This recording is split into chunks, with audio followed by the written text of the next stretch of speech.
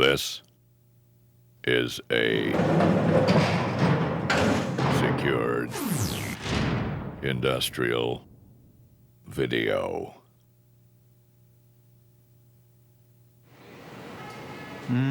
Excuse me. You work here? Yeah, I do maintenance, but I've worked all over. But, Oh, the rest of me? Uh-huh. Well, I've had my share of accidents along the way. Lost my legs while doing repairs on a hydraulic press. Had an unexpected release of pressurized nitrogen. Uh-oh, that's gonna leave marks. When it blew, it sent a 3,000-pound valve system 200 yards. I actually fared better than the guys I was working with. Lost my right arm when a conveyor belt went off track. You see, I shut it off, and then I went up on the catwalk clearing debris so I could reach the belt. Well, as I was reaching in, the machine suddenly got restarted and pulled my arm into the nip point. Joe's the one who turned it on, but, it's not his fault. He didn't know I was working on the thing at the time. My other arm, glove got caught in an unguarded rotating auger. Took it right off. The rest I lost when I fell into the blades of a large ribbon blender. The cleaning hose brushed up against the on-off switch. Like the hair, electrocution. Equipment wasn't properly grounded. Yeah, I've had a few incidents over the years, but hey, who's counting? Besides, I get twice as much work now. I'm the only one who can clean the insides of a lot of the machinery. Well, enough war stories. I gotta get back to work.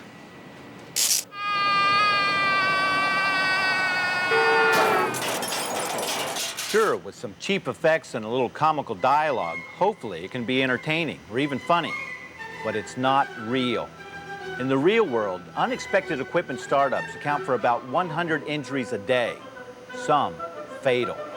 Amputation, electrocution, and there's absolutely nothing entertaining or funny about it. The dangers out there are real, very real.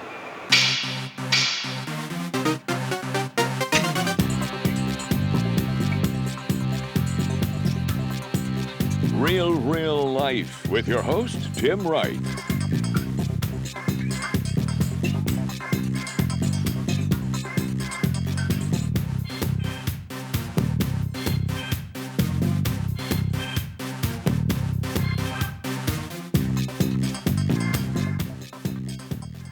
"100 injuries a day. 100. 7 days a week, 52 weeks a year. That's an incredible number. This is why OSHA, the Occupational Safety and Health Administration, wrote the Lockout Tagout regulation.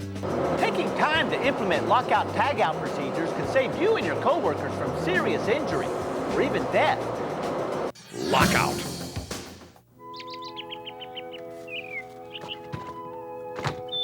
Honey?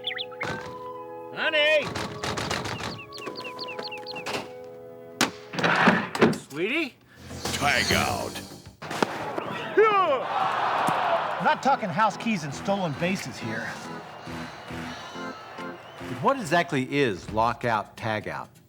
Lockout Tagout is a system used to ensure that equipment you've isolated and de-energized to work on remains that way.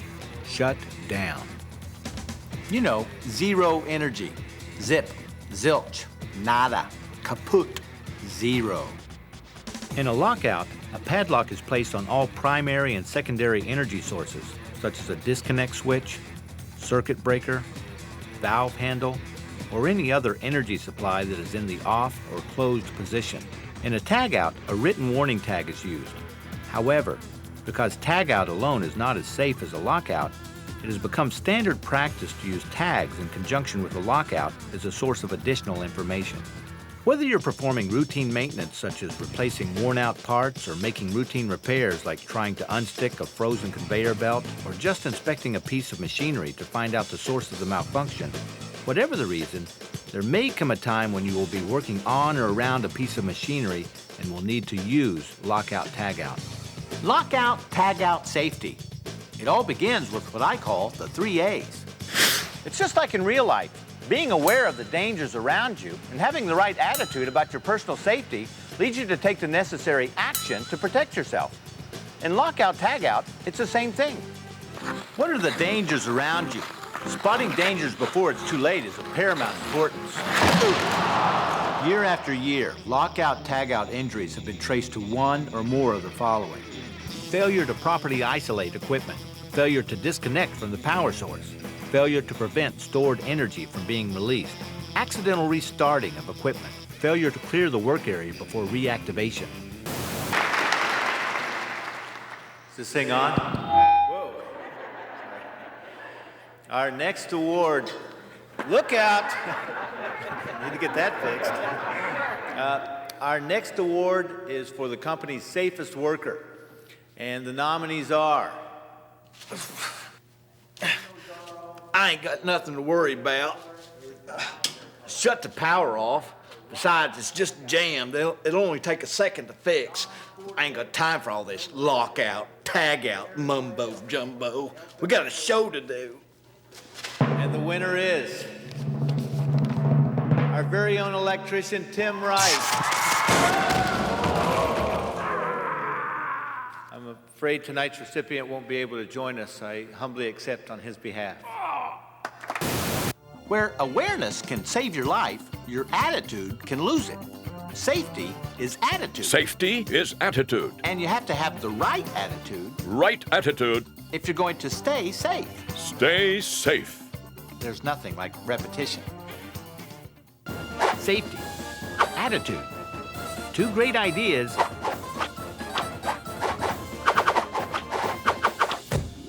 that go together. Get a safety-tude today.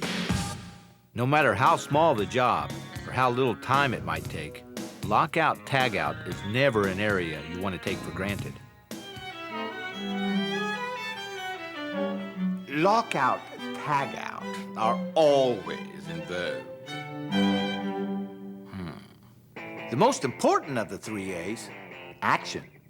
Now that you know the dangers you're facing and you have the right attitude, what actions will you take to ensure your safety?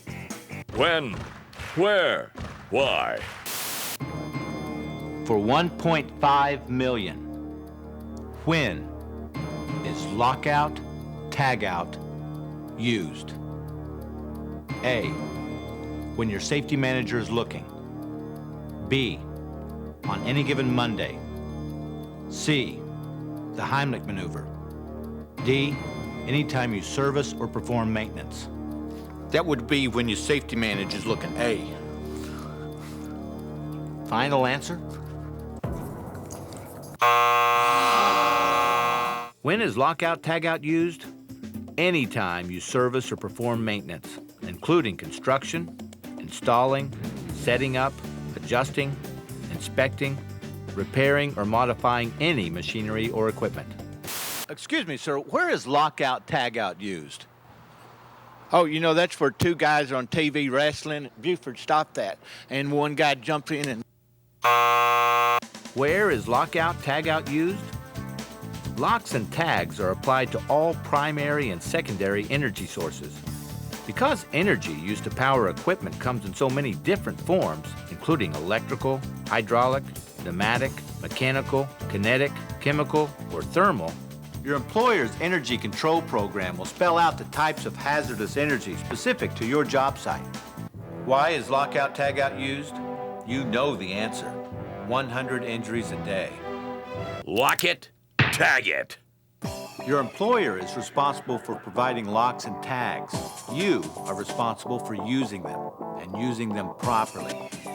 Locks and tags are designed specifically for your job and should never be used for locking personal items or anything else. IDs on locks and tags let others know who's responsible for the lockout. For this reason, you never want to trade locks or tags with another worker. I'll trade you these 3 tags for that pretty little blue lock you got there. But attaching locks and tags to the energy source is only a part of the lockout tagout procedure. Take the following steps when implementing a lockout. Step 1. Prepare for shutdown. What kind of energy is being used? Know it. Is it electrical or hydraulic? Pneumatic or kinetic? Mechanical? Chemical? Thermal? Find it. Where are the primary and secondary energy sources that need to be isolated and locked out? Also, be sure to inform other workers you're shutting down. Step 2. Shut down equipment. Do it. Shut down the equipment using normal stopping procedures as outlined by your operation procedure. Step 3. Isolate equipment. Get involved. Isolate the equipment from every power source. It involves more than just shutting off the power. Close valves, throw main disconnects and circuit breakers, and block or blank any auxiliary power, such as hydraulic or pneumatic systems. Step 4. Apply lockout tagout devices. Lock it and tag it. Apply locks and tags to all primary and secondary energy sources. Everyone applies his or her own lock. Step 5. Control stored energy. Watch it. Control stored energy. Even with the power off, equipment can still have residual energy. Check it. Check to make sure all moving parts have stopped turning. Relieve it. Vent or drain trapped pressure. Install it. Install ground wires to avoid electrocution. Support it. Block or support elevated equipment. Step 6. Verify isolation. Teamwork. Warn the other employees and make sure the lockout area is clear, and double check your steps. This is the tryout phase. Having a pre-job briefing before the lockout operation begins always helps. Retrace your steps to ensure the equipment has been properly locked out and all energy sources have been contained or released. Communicate. Confirm with everyone involved that all locks and tags are in their appropriate place. Communication is essential. Finally, once work is complete and you're ready to reactivate the machinery, notify all affected employees that locks and tags will be removed. Again, make sure everyone is clear. Each worker will remove his or her own lock. It is illegal to remove someone else's lock. Sir, is that your lock? This one? No. You have the right to remain silent. Anything you say can and will be used against you. Tags should be signed and turned in, and any other procedures outlined by your employer should be carried out before restarting equipment. Awareness, attitude, action. Be aware of the energy hazards you encounter. Keep the safety first attitude. Remember, the only shortcut in lockout tagout is to the hospital. And most importantly, take action. By following all the procedures in a lockout tagout, you're taking action that can save lives, yours and your coworkers. You've just seen how lockout tagout is used to prevent serious and sometimes fatal accidents involving unexpected equipment startups. Now let's put what you know to the test. In this section, we'll be putting several workers into various lockout tagout situations. With your help, hopefully they'll make it through injury-free. Just remember the 3 A's: awareness, attitude, and action.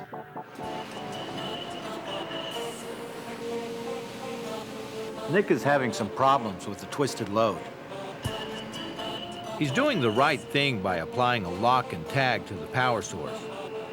But has Nick forgotten anything?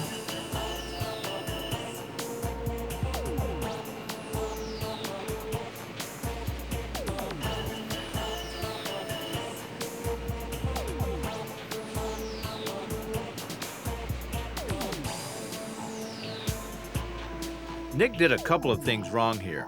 First, he forgot to check for secondary power sources and to release the trapped energy that may be in them. Remember, some machines run in cycles, and even with the power off, they still have enough residual energy to complete a cycle. What else did Nick forget?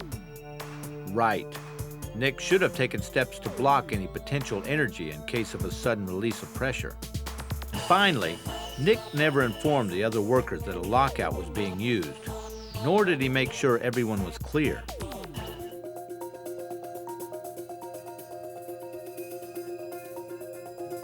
John has shut down the secondary power source for our electrician Bill and assures Bill that everything is shut down and safe to work on.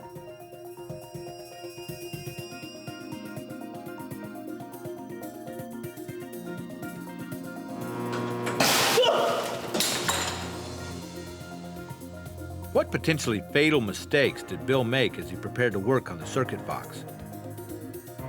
Correct. To ensure no power is flowing to the circuit box, Bill should always check all primary and secondary power sources personally and not rely on the word of a coworker alone. Bill should also use a check meter to test for any hot wires before beginning any electrical work.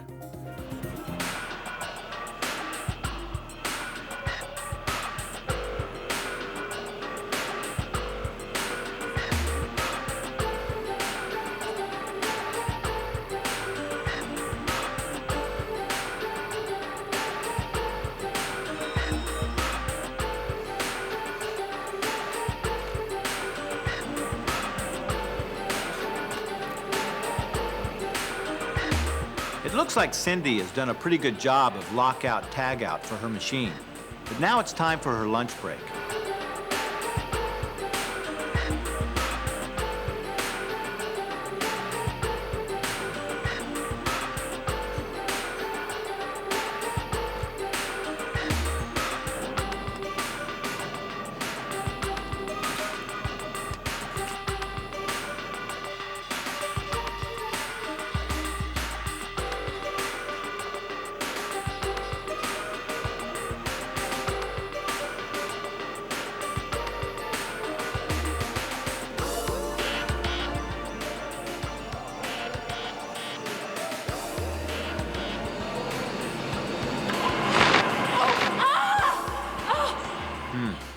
Not good.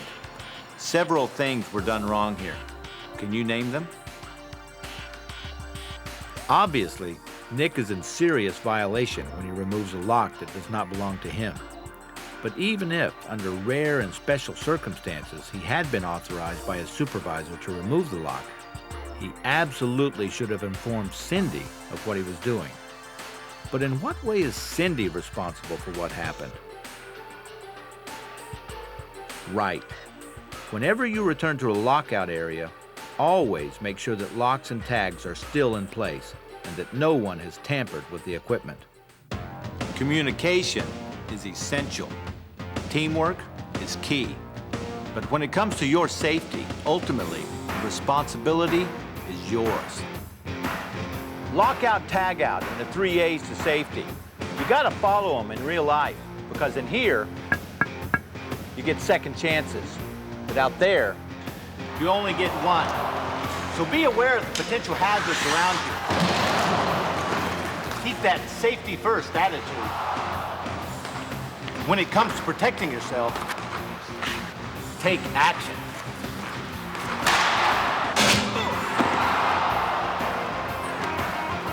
I'm Tim Wright.